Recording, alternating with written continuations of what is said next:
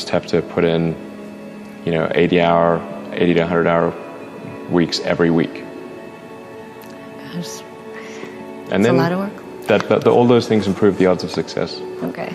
I mean, if other people are putting in 40-hour work weeks and you're putting in 100-hour work weeks, then even if you're doing the same thing, you know that in 1 year you will achieve what they achieve. You will achieve in 4 months what it takes them a year to achieve.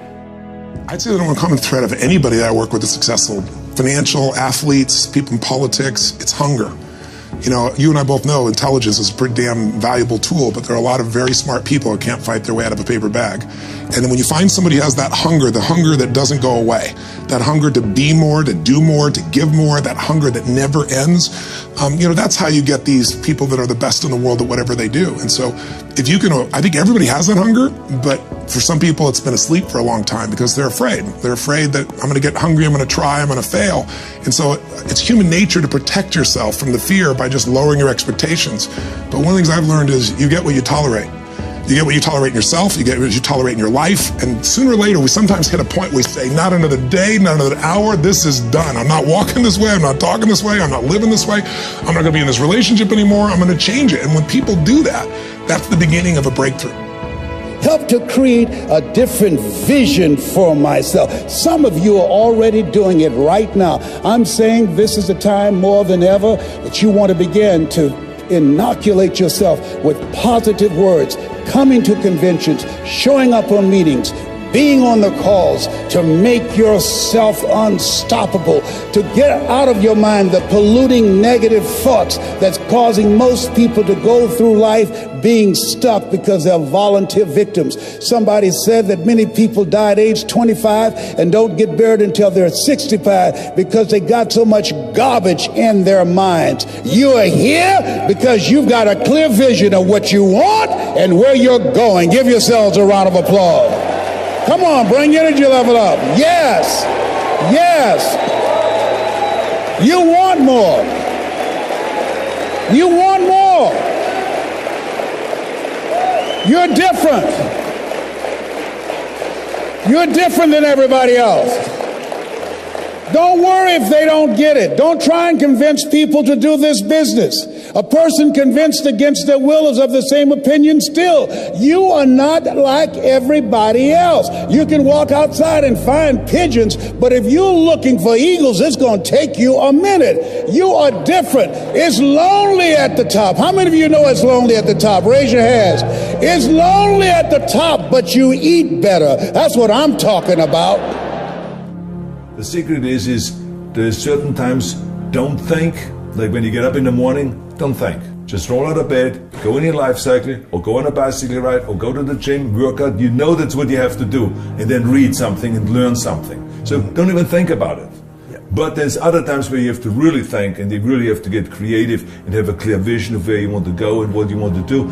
And that's what I always had, and that's what I always believed in. I always believed in making money so that then you can do something with that. You invest in it and all this. Eventually you create a family, you give some of your kids and all that stuff, but also for charity. Look, I have the Schwarzenegger Institute at USC. Yeah. And so we have to raise money all the time and make money to pay for that and to support that. We have the R20, the environmental organization. Well, any organization and any idea is great, but if you don't have the money, you can implement anything. And so this is why it is important that if it's an environmental organization or if it is my after-school programs that are nationwide where we raise millions and millions of dollars every year, or if it is just, living in a great mansion or driving a nice Bentley and a Bugatti, this kind of things, it takes money to do all this kind of stuff. So therefore, I believe in making $1 into $2 and having a good time. I mean, the reality is, reading a book or going to a conference or having a great conversation where you get this golden information, that's all fantastic. But what makes mastery is execution on the ideas, not the ideas. And so no idea works unless you're willing to roll up your sleeves, do the practice, invest the time, put in the effort, do the work. I think we've all observed a lot of people who They love reading the books. They love showing up at the courses. They do all the online training and nothing ever changes. And they say, well, I don't know why it doesn't change, why my life doesn't change, why my thinking doesn't change, why my performance doesn't change, why my relationships don't change. Well, it's because ideas don't work if you don't execute on them. So if you look at the great business builders, you look at any great performer, one thing that makes them great is their grit. One thing that makes them great is their hunger to practice. One thing that makes them great is they are willing to sacrifice. I mean, yes, they're passionate, but did you know the root of the word passion is suffering? You've got to be willing to suffer for your vision. You've got to be willing to suffer to reach BIW, best in world. You've got to be willing to suffer the ridicule and laughter of your critics and your cynics to get to a place called world class. The fifth one is about mindset. And the mindset shift is to appreciation. Because the truth is, oftentimes, everything while we're trying to get, we're focused on what we don't have. And if you can shift your mindset simply from not focusing on what I lack, but what I have, and shift it from not focusing on the bottom of that ladder, the stuff, but to the connection and the growth, that is the shift that will lead to the most lasting happiness. We have access to this at all times of our life. Even in the annoying moments when we're standing in line and it's 20 minutes to get out of the food store, you can focus on the fact that you're 20 minutes late. What you don't have is your time. Or you can focus on the fact that you have food surrounding you from all kinds of the world, and you live literally better than kings did 100 years ago, because they couldn't get grapes, right? They were on the other side of the planet. So depending on what you compare yourself to, if you're alive today, if you're watching YouTube, if you're on the internet, you literally live better than kings did not very long ago. You are in the top 0.1% of lucky people who have ever lived. So no matter what's going on in your life, I know that there will be things that knock you down, things that suck, reasons to be unhappy, but there's always a reason to bounce back if you shift your focus to what you have compared to what you don't. So I hope you find that helpful. I hope that you can focus on what you appreciate. And if you take one thing from this right now, write down or say in your head, one thing that is common to your life, that is little, that maybe you don't notice all the time, that you appreciate right now. And I think that that'll make you have a much better day. And if you can keep it up, that habit will give you a much happier life. The easiest way to build self-confidence. There's no magic button. I can't say, hey, this plane is going down. Who can fly it? Put your hand up. I can. I'm confident. Repetition, repetition, repetition. Right? What does Malcolm Gladwell call it? The 10,000 hour rule? There's no magic button. I recruited a goalie from Colombia, South America one year. Big, tall, 6'3" man. He had hands like stone. I thought he was like Flipper. Every time I throw him the ball, down onto the ground. I was like, oh my God, we're in trouble. Simple solution. Get to the wall, kick a ball against the wall and catch it. Kick the ball against the wall and catch it. His goal was 350 a day for 8 months. He came back, his hands were calloused, the moisture on his hands were literally gone. He is now playing in Europe. Magic? No. Repetition, repetition, repetition. The problem is we expect to be self-confident, but we can't be unless the skill or the task we're doing is not novel, is not new to us.